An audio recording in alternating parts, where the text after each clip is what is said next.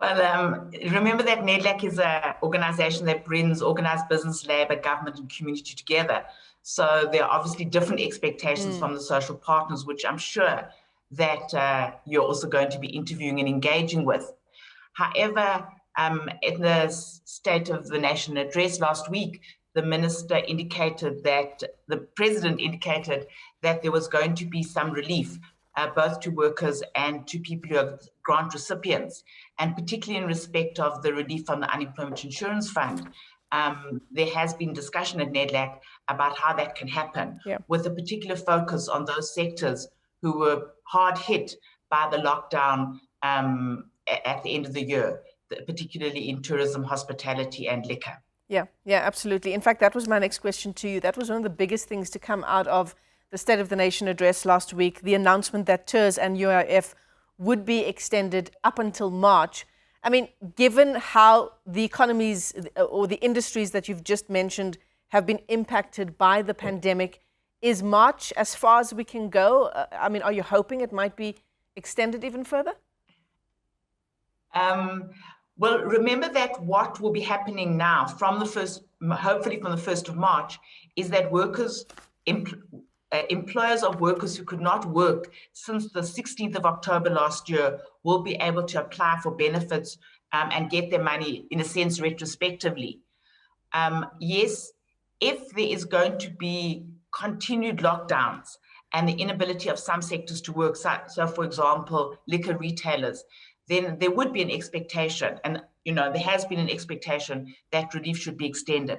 I also want to make the point that in respect of the Unemployment Insurance Fund, this is a contributory fund between workers and employers. The money doesn't actually come from the fiscus. So that it's also an opportunity to provide relief, which is not putting such pressure on the fiscus. Thanks. Yeah, I mean, this is probably going to be, and we've said this before, but I think it's a different perspective now, given the year that we've just been through with the pandemic. But it's going to be South Africa's toughest budget yet, Lisa. As NEDLAC, how do you balance, as you talked about in that first response from you, how do you balance the needs of organized labor and business? Look, at the end of the day, I suppose it's the minister that must do the balance. I would say that one of the things that has been quite pronounced or marked in NEDLAC is that there is consensus amongst the social partners that, how can I put it, there's got to be some social solidarity, that there cannot be economic recovery without relief, because particularly for small business, if there isn't that gap, if there isn't that support, they won't make it to the other side when we want the economy to grow again. And that has been an important discussion amongst the social partners. And there is an expectation, I think, from the social partners that the budget will be able to both enable growth and continue with support. Yeah, is it particularly for small businesses in distress and workers? Yeah, Lisa, is it still the case that NEDLAC is yet to iron out some issues before finalising exactly which sectors will benefit during this extension period for UIF and TERS? I wouldn't say that there's a disagreement that needs to be ironed out. I think it's really putting heads together and making sure that there aren't any sectors that are not covered.